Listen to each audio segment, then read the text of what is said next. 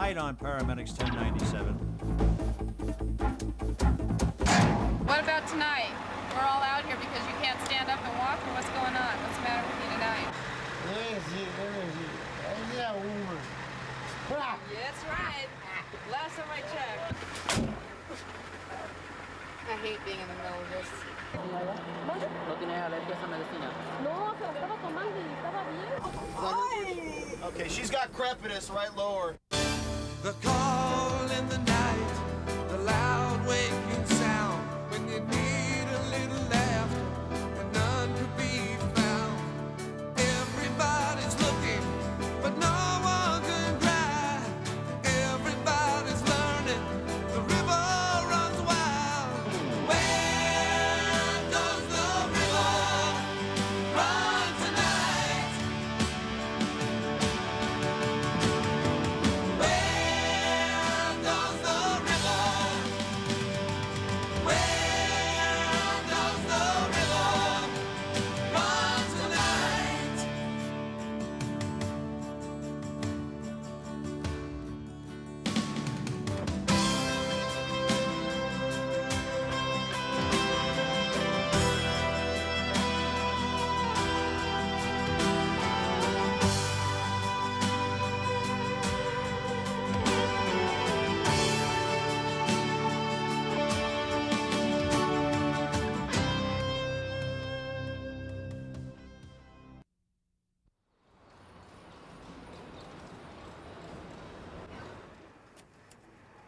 Did you get measured? Yeah. Good. And I I'm just not saying what it was. I know, she asked me that too. She's Silence. like, put in your weight. And I'm like, right, I'm sure. It's all confidential. I said, well, people think I weigh a little bit less than I do. Gotta take on for that heavy muscle mass that we have. Yeah. I'm her memory on a lot of It stuff, is all and then she's fat. my memory on names and faces. Yeah. She has to tell me what we had last shift. Yeah, she's kind of senile. know She's why. old. When I'm off duty, I go home, and that's it. When you're on duty, you're off duty, and that's it. VMC, this is 304 with the radio check. How do you copy? 304, stand by for calibrations. Stand by for calibration. Everything else seems boring after you do this, you know?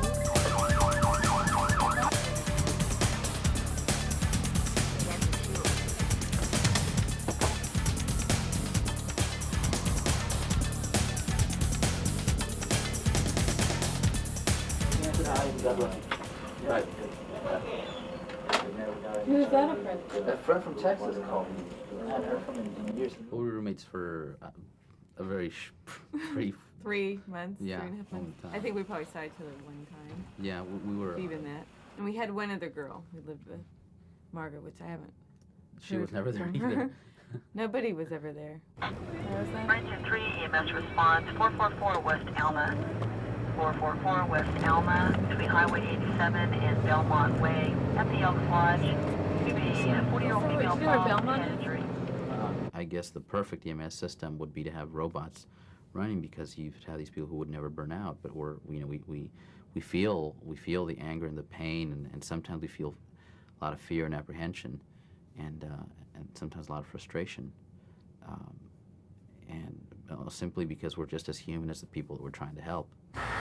Are you not nauseated? But he was able to.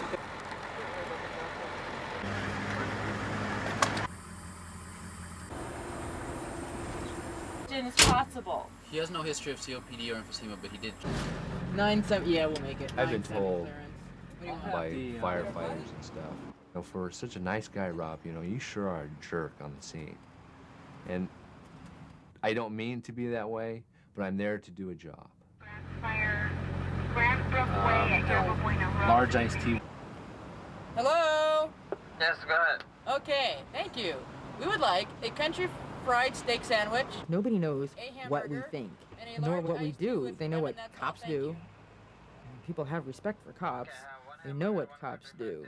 A movie like Police Academy comes out, people can laugh at it and go, yeah, right, you know, it's not true. But when a movie like Paramedics comes out, you know, these guys screeching around and, you know, schmoozing with the women and just being socially unacceptable, you know, it's just not acceptable behavior. And people don't know what we do, and they tend to think that, oh, well, you guys like the paramedics and paramedics. It's like, I take that as a huge insult. No, I am not.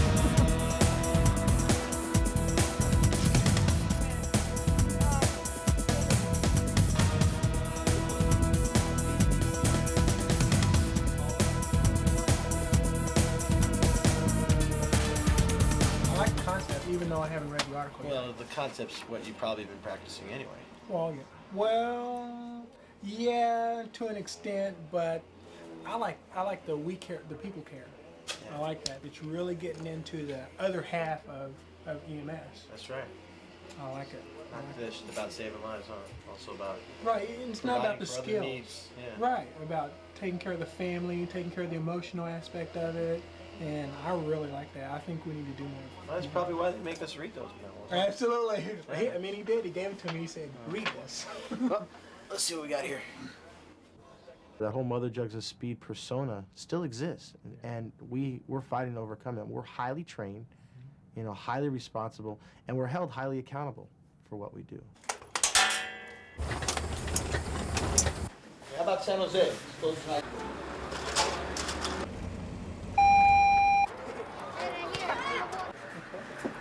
Ready? Stats, but she, 04, speed 10.5, 280, 2-year-old female, history of heart problem.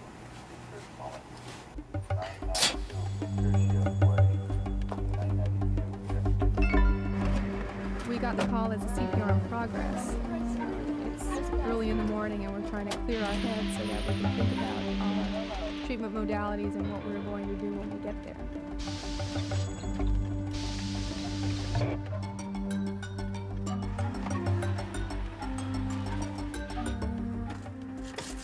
When we get on scene, we have to basically bring everything in, that we have in the ambulance. Everything that's in the cabinets is in our carry-on equipment, and everything has to go in. The team of firefighters in there we've worked with for years now, so they've got CPR going, and they give us a full report when we walk in on how long the patient's been down and what they've done. So we can start advanced airway techniques and start an IV and give the first line of drugs. We've been working with them long enough where they know and anticipate what we're going to do so they can assist us and make it as smooth as possible.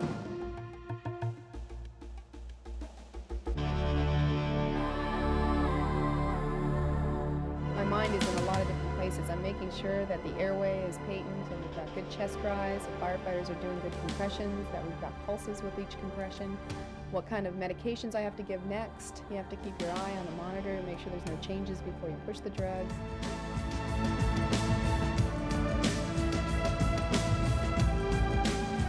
This patient was in defib, which means the heart is fluttering and there's no real beat happening. So what we need to do is defibrillate her, which shocks her with about 200 joules of electricity, and that knocks out all the electrical current, and hopefully the heart will start beating on its own.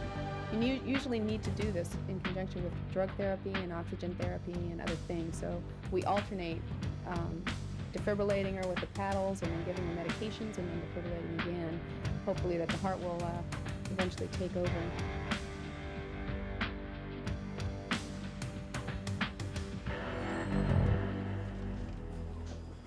Do not resuscitate orders and stuff like that. I would like to see us not have to do something that we really shouldn't do, but we're only doing it because, our county says so, or the state says so.